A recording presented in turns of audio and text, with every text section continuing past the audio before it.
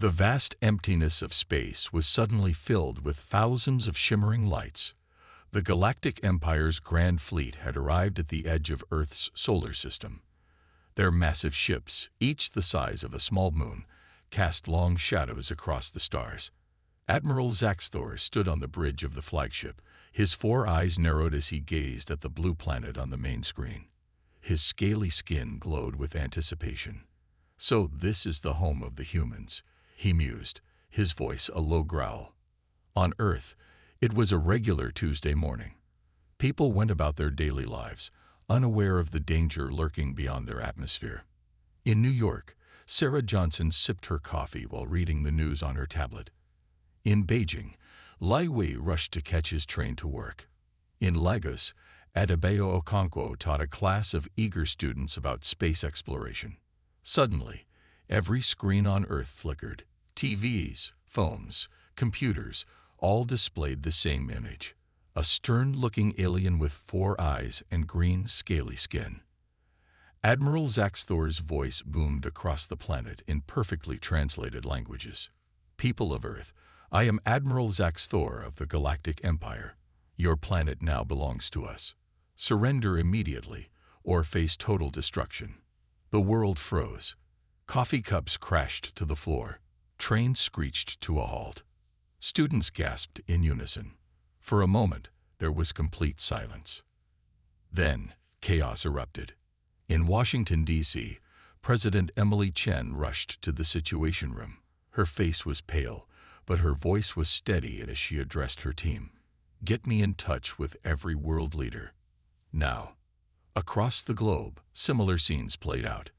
In Moscow, Beijing, New Delhi, and every capital city, leaders scrambled to make sense of this new reality. The UN Security Council convened an emergency session, with holographic projections allowing leaders from around the world to attend virtually. As governments rushed to respond, ordinary people reacted in various ways. Some panicked, rushing to stores to stock up on supplies. Others gathered in churches, mosques, and temples to pray. Many simply hugged their loved ones, unsure of what the future held. But amidst the fear and confusion, something else began to emerge: defiance. In London's Trafalgar Square, a group of young people started a chant. "Earth united, we won't be divided." The chant spread through the crowd, growing louder and more passionate. On social media, #HumanityUnited became the top trending topic worldwide.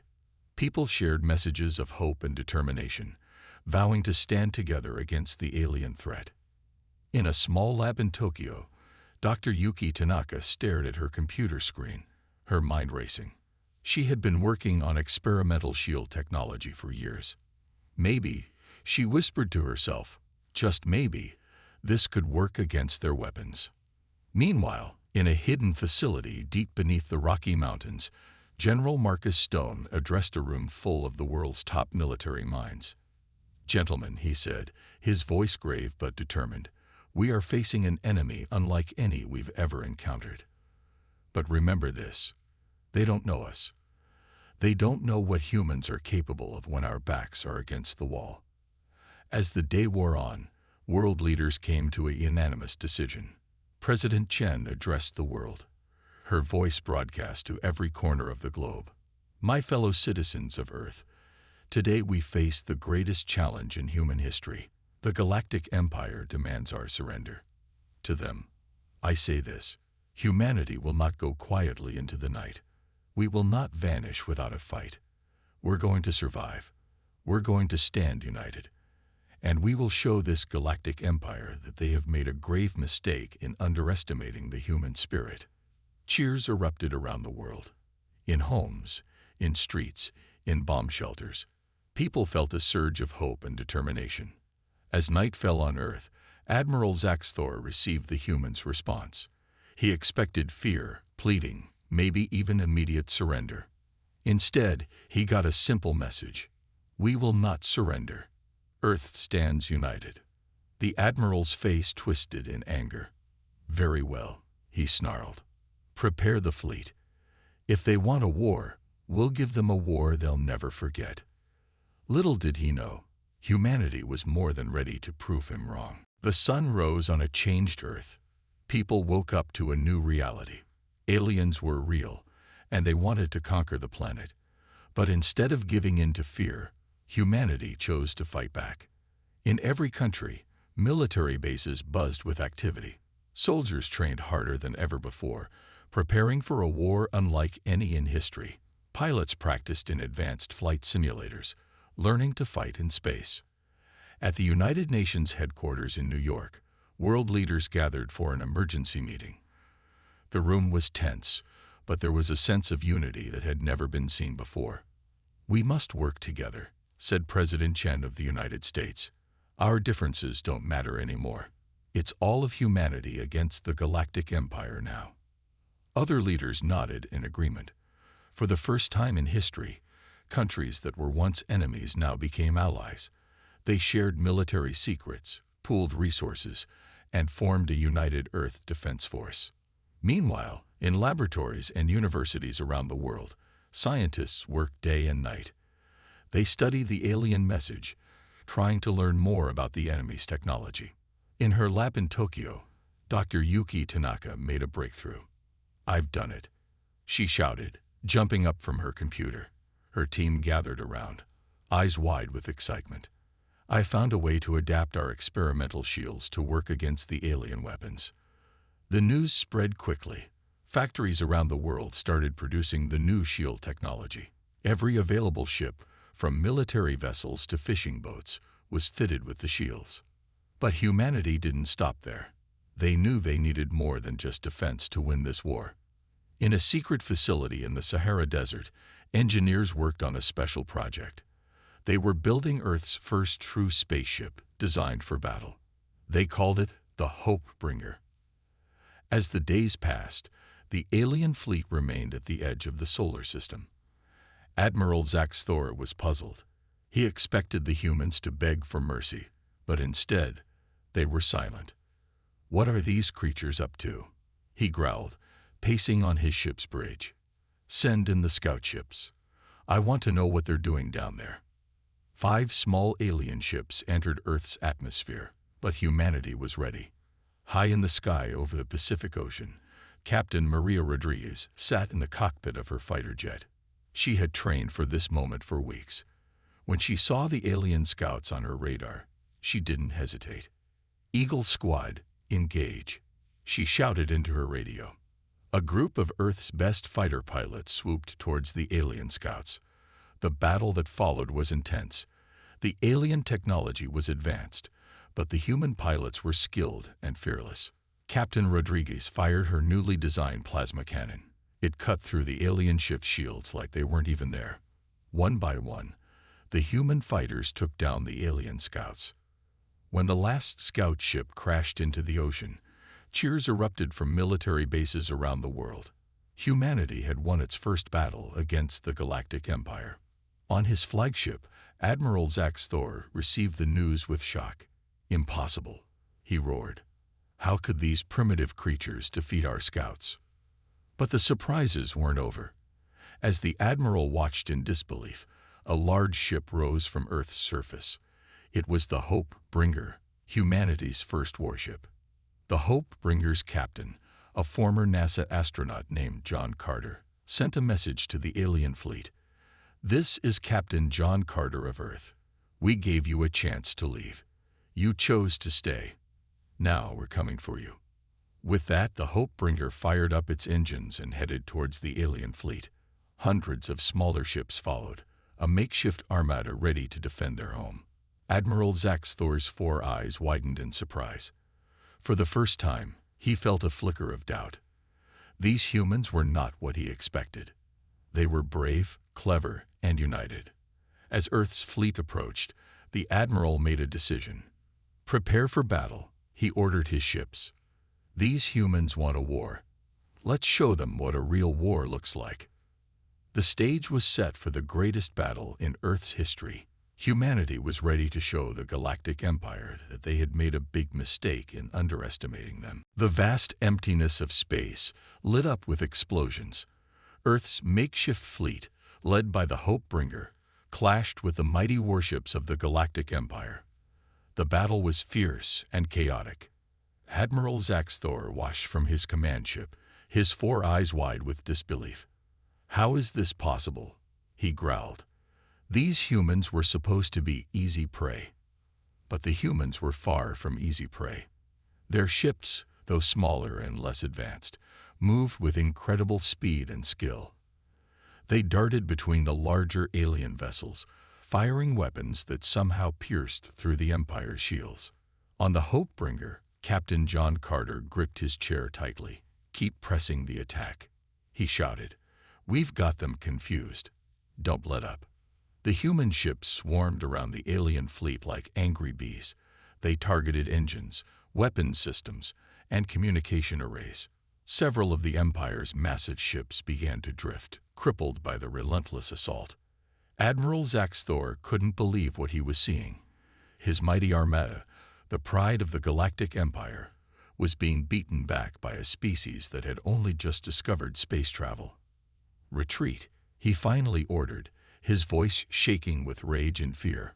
"Fall back to the outer solar system." As the alien fleet turned tail and ran, cheers erupted throughout Earth's ships. They had won their first major battle against the Galactic Empire. Back on Earth, people celebrated in the streets. News of the victory spread like wildfire. In New York, Tokyo, Lagos, and every city around the world, humans danced and sang, their fear replaced by hope and pride. But the war was far from over. The Galactic Empire might have been pushed back, but they were not defeated. Admiral Zaxthor, nursing his wounded pride, decided to change tactics. "Send in the spies," he ordered. "I want to know everything about these humans. Their strengths, their weaknesses, their secrets, everything." Soon, shape-shifting aliens infiltrated Earth. They took on human forms and blended into society, watching and learning. One spy, calling himself John Smith, got a job at a research facility in Silicon Valley. He was amazed by what he saw. Humans were creating new technologies at an incredible pace, combining their own ideas with what they had learned from the alien ships they had captured. Another spy, Maria Garcia, infiltrated a military base in Russia. She was shocked to see soldiers from countries that were once enemies training side by side, sharing knowledge and skills. The spies sent their reports back to Admiral Zaxthor. Each report made the Admiral more and more worried.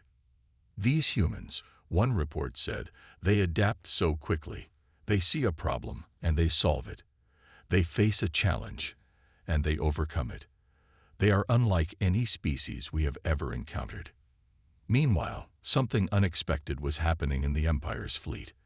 Some alien crew members, impressed by the humans' bravery and skill, began to question their orders. Zixnar, a young pilot, approached his commander. "Sir," he said nervously, "is it right what we're doing? These humans, they're just defending their home. Maybe we should leave them alone." The commander was shocked. "That's treason, Zixnar," he shouted. "The Empire's word is law." But the seed of doubt had been planted. More and more aliens began to whisper among themselves, wondering if this war was just. Even more surprising, some alien races that had been watching the conflict from afar decided to act. They had long feared the Galactic Empire, but now they saw a chance to fight back. A sleek ship from the distant Andromeda galaxy approached Earth. Its captain, a tall blue-skinned being named Sela, requested a meeting with Earth's leaders. "We have watched your battle against the Empire," Sela told the stunned human representatives.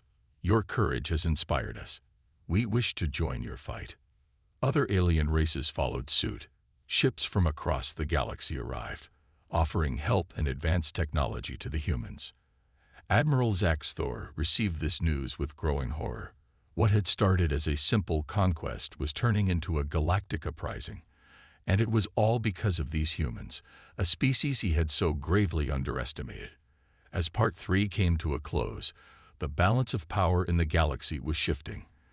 The Galactic Empire was no longer facing just humanity, but a growing alliance of diverse alien races. The warning to run had backfired spectacularly, and now the Empire itself was the one in danger. As the war with the Galactic Empire entered its second month, Earth was a hive of activity.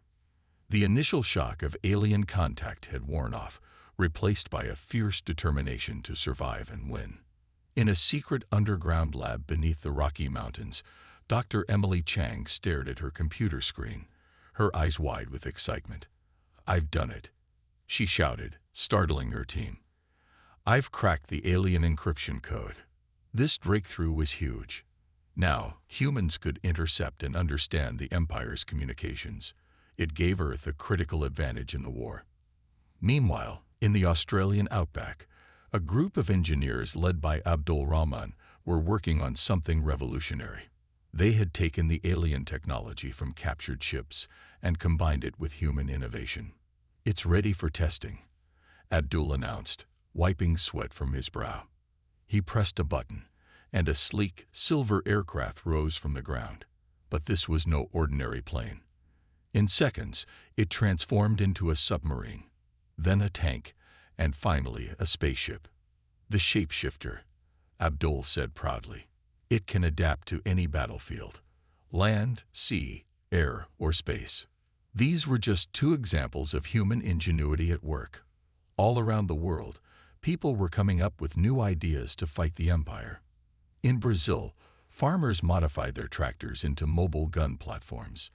In Japan, gamers used their skills to create ultra-realistic battle simulators for training soldiers. In Kenya, wildlife rangers taught troops how to track and ambush enemies in difficult terrain. Even children were doing their part. A group of high school students in India developed an app that could detect disguised alien spies. It quickly became the most downloaded app in history. The Empire was caught off guard by this explosion of innovation. Admiral Zaxthor received report after report of new human technologies and tactics. "How are they doing this?" he raged, slamming his fist on his command console. They were primitives just months ago. But the humans weren't just developing new technologies. They were also using unconventional strategies that the Empire had never seen before. General Maria Rodriguez, now in charge of Earth's global defense, implemented a daring plan. Instead of engaging the Empire in traditional space battles, she ordered a series of hit-and-run attacks. Small, fast human ships would appear out of nowhere, strike hard at the Empire's fleet, and then disappear. They used asteroids, comets, and even space junk as cover. The Empire's massive ships were too slow and cumbersome to respond effectively. "We're fighting a war of 1,000 cuts," General Rodriguez explained to world leaders. "Each attack might be small, but together, they're bleeding the Empire dry." The strategy was working. The Empire's losses were mounting, and their forces were becoming demoralized. But perhaps the most surprising development came from an unexpected source: the Internet. Hackers from around the world united to launch cyberattacks against the Empire's systems. Led by a mysterious figure known only as Ghost, these digital warriors infiltrated the Empire's networks, causing chaos and confusion. They shut down weapons systems, misdirected ships, and leaked sensitive information. Ghost's true identity was unknown, but rumors spread that it might be an AI, created by merging human and alien technologies. Whatever the truth, Ghost became a symbol of hope for humanity. As the fourth month of the war began, Earth's efforts were starting to pay off. The Empire's invasion had been halted, and in some areas, pushed back. Humanity had not only survived the initial onslaught, but was now taking the fight to the enemy. Admiral Zaxthor looked out at the stars from his flagship, a feeling of unease growing in his gut. He had underestimated these humans at every turn. Their creativity, their adaptability, their sheer determination. It was unlike anything he had ever encountered. For the first time, the Admiral allowed himself to consider a possibility that would have seemed laughable just a few months ago. The mighty Galactic Empire might lose this war. As news of Earth's successes spread across the galaxy, other alien races watched with growing interest and admiration. The humans, it seemed, were writing a new chapter in galactic history. and everyone was wondering, what would they do next? 6 months into the war, the galaxy watched in awe as humanity continued to push back against the Galactic Empire. What had started as a seemingly hopeless fight for survival had turned into a series of stunning victories for Earth. The decisive moment came on a chilly autumn morning.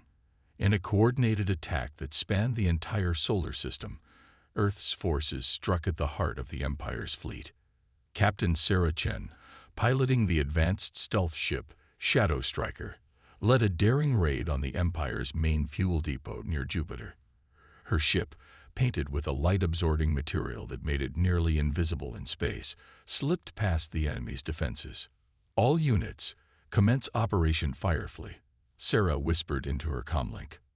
Suddenly, hundreds of small, agile Earth ships appeared from hiding spots in Jupiter's many moons. They swarmed the fuel depot, their weapons blazing with a combination of human and adapted alien technology. The Empire's ships, caught off guard, scrambled to respond, but they were too slow. Within hours, the fuel depot was destroyed, leaving a third of the invasion fleet stranded and powerless. Meanwhile, on the other side of the solar system, General Marcus Stone led a massive assault on the Empire's main communications hub near Saturn. Using the shapeshifter vehicles developed in Australia, Earth's forces could quickly adapt to the changing battlefield. "Transform to space mode," Marcus ordered as they approached the enemy station. In seconds, his entire squad shifted from atmospheric fighters to space-worthy battleships. The battle was fierce, but Earth's forces were relentless. By the end of the day, the communications hub was under human control, cutting off the Empire's ability to coordinate their forces effectively. These twin victories marked a turning point in the war. For the first time, the Empire was on the defensive, struggling to hold on to their positions in Earth's solar system. Admiral Zaxthor, watching his carefully laid plans crumble, felt fear for the first time in his long military career. "How?" he muttered, his four eyes blinking rapidly in distress. "How can these humans be defeating us?" But the Empire's troubles weren't just external. News of their defeats spread quickly through their vast territories, sparking unrest and rebellion on dozens of worlds. On the planet Zor 7, a longtime Imperial stronghold, the local population rose up against their oppressors. Inspired by Earth's resistance, they fought with a ferocity that shocked their Imperial overlords. Similar uprisings occurred on planets Nexus 3 and Gamma Centauri. The Empire, once seen as invincible, now looked vulnerable. Centuries of resentment and fear bubbled to the surface, threatening to tear the Empire apart from within. Back on Earth, the mood was cautiously optimistic.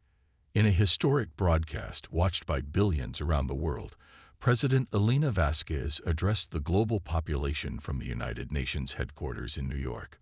"My fellow citizens of Earth," she began, her voice strong and clear, "today, we have shown the galaxy what humanity is capable of. We have faced an enemy that sought to destroy us, and we have not only survived but thrived." Cheers erupted from crowds gathered in cities across the planet. In Tokyo, London, Nairobi, and Rio de Janeiro, people hugged and cried tears of joy. But President Vasquez wasn't finished. "Yet our fight is not over," she continued, her tone growing serious. "The Empire is wounded, but not defeated. We must press our advantage, not just for our own survival, but for all the beings in the galaxy who suffer under Imperial rule." Her words resonated not just on Earth, but across the stars. On countless worlds, beings of all shapes and sizes listened in secret, hope kindling in their hearts. In the following weeks, Earth's forces pushed deeper into space, liberating occupied worlds and gaining new allies. The Galactic Empire, once a juggernaut that inspired terror, was now fighting for its very existence. Admiral Zaxthor, in a desperate attempt to turn the tide, called for a meeting with his top commanders. "We underestimated these humans," he admitted, his pride finally giving way to reality. "But we are still the Galactic Empire. We have ruled the stars for millennia. We will not be defeated by these upstarts." But as he looked around the room, Zaxthor saw doubt in the eyes of his officers. The unthinkable had happened. The Empire was losing faith in itself. As Part 5 came to a close, the balance of power in the galaxy had shifted dramatically. Humanity, once dismissed as primitive and weak, now stood as a beacon of hope for oppressed beings everywhere. The war was far from over, but one thing was clear: the galaxy would never be the same again. As the war entered its second year, the galaxy was a very different place. The once mighty Galactic Empire was crumbling, its vast territories shrinking day by day. Humanity, on the other hand, had become a symbol of hope and resistance across the stars. On the planet Nexus 5, a secret meeting was taking place. Representatives from a dozen alien races huddled in an underground bunker, their voices low and excited. "The humans have done the impossible," said Zorn, a tall, blue-skinned being from the Andromeda galaxy. "They've shown us that the Empire can be beaten." "But how can we trust them?" asked Glix, a small, furry creature with 6 eyes. "They're so different from us." The room fell silent as a hologram flickered to life in the center of the table. It showed Captain Maria Rodriguez, now a hero across the galaxy, standing on the bridge of her ship. "Greetings, friends," Maria said, her voice warm and strong. "We come not as conquerors, but as allies. Earth extends its hand in friendship to all who wish to be free." The aliens watched in awe as Maria outlined Earth's plan for a new galactic alliance. It would be based on mutual respect and cooperation, not domination and fear like the Empire. Meanwhile, deep in Empire territory, something unexpected was happening. A group of high-ranking Imperial officers, led by Commander Vextor, was planning a rebellion. "The humans have shown us a better way," Vextor said to his fellow conspirators. "We've been on the wrong side of history. It's time to change that." News of this Imperial rebellion spread like wildfire. Suddenly, the Empire found itself fighting enemies both outside and inside its borders. Back on Earth, scientists and engineers were working around the clock, combining human innovation with advanced alien technology. In a lab beneath the Sahara Desert, Dr. Aisha Kamani made a groundbreaking discovery. "We've done it," she shouted, her eyes shining with excitement. "We've cracked the secret of faster-than-light travel." This breakthrough changed everything.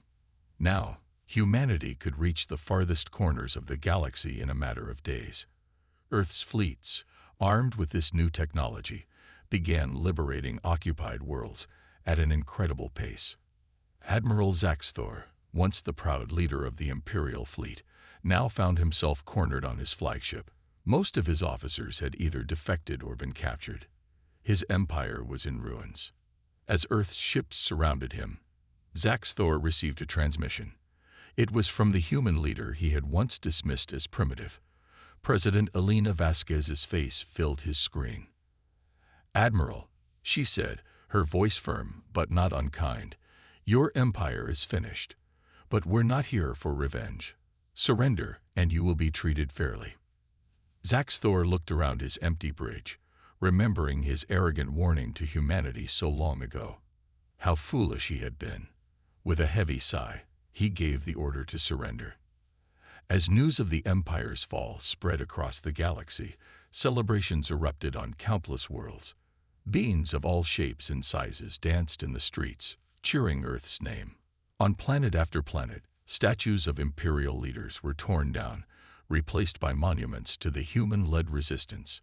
The age of the Empire was over. A new era of freedom and cooperation had begun.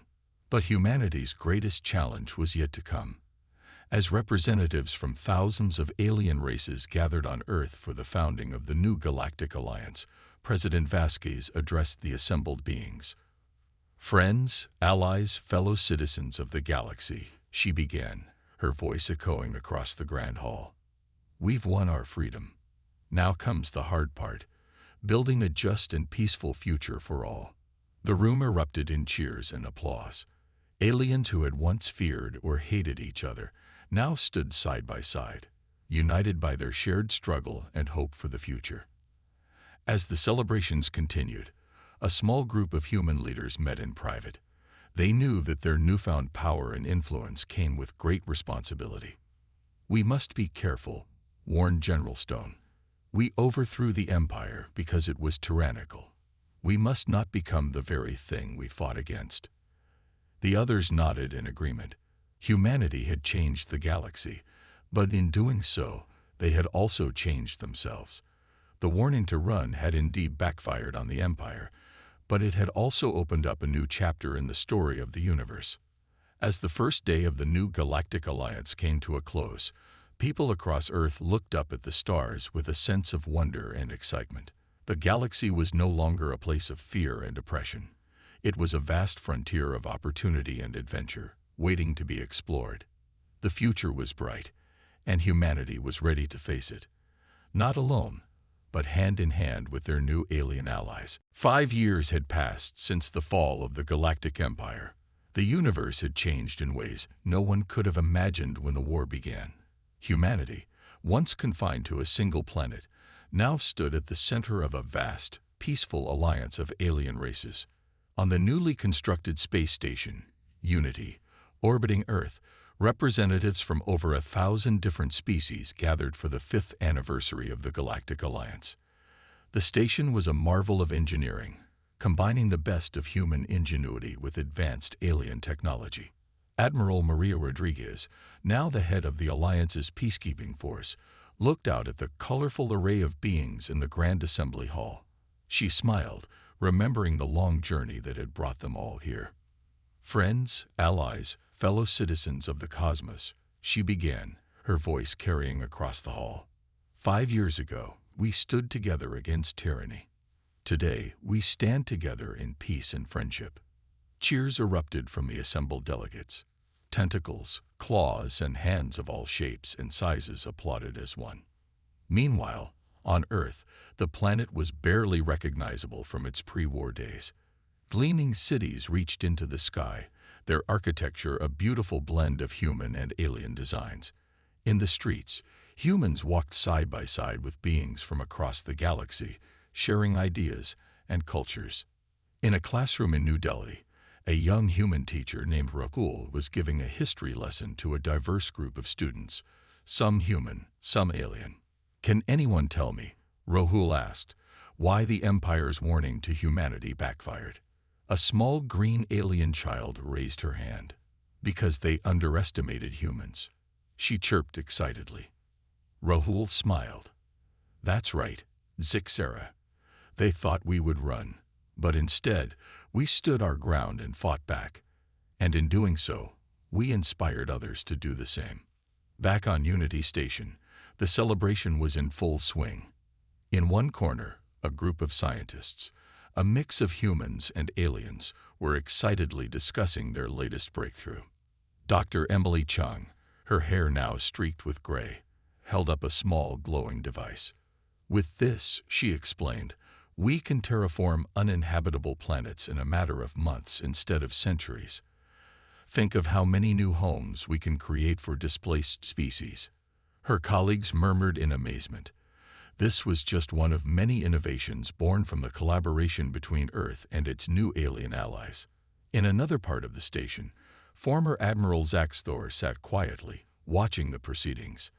After his surrender, he had expected execution. Instead, he had been shown mercy and offered a chance at redemption. Now he served as an advisor to the Alliance, helping to dismantle the last remnants of the old empire. "I was so wrong about your species," Zaxthor said to a human diplomat who sat down next to him. "I thought you were weak. But your strength wasn't in your weapons or technology. It was in your spirit, your ability to unite and inspire others." The diplomat nodded, offering a friendly smile. "We all have much to learn from each other," she replied. "That's what the Alliance is all about." As the celebration continued, a group of young cadets, humans, and aliens training together in the Alliance's academy, gathered around a window, gazing out at the star-filled void of space. "Just think," said one human cadet, her eyes shining with excitement, 100 years ago, we thought we were alone in the universe. Now look at us." An alien cadet, his scales shimmering in the starlight, nodded in agreement. "And this is only the beginning," he said. "There's so much more out there to explore, so many more civilizations to meet." Their conversation was interrupted by a sudden flash of light. A ship had just emerged from hyperspace, a sleek vessel of unknown design. The cadets gasped in awe as it gracefully approached the station. On the bridge of Unity, Admiral Rodriguez received an incoming transmission. Her eyes widened as she read the message. "Attention all delegates," she announced, her voice filled with wonder. "We've just made first contact with a new civilization from beyond the galactic rim. They say they've come to learn from the alliance that defeated the undefeatable Empire." A hush fell over the assembly, followed by an explosion of excited chatter. It seemed that humanity's journey among the stars was far from over. New adventures, new challenges, and new friendships awaited. As the unknown ship docked with Unity, humans and aliens alike prepared to greet their new galactic neighbors. The universe, vast and full of wonders, stretched out before them. A cosmic ocean of possibilities, waiting to be explored. The Empire's warning to run had not just backfired. It had opened the door to a future brighter than anyone could have imagined. And humanity, hand in hand with its alien allies, was ready to step through that door and embrace whatever lay beyond.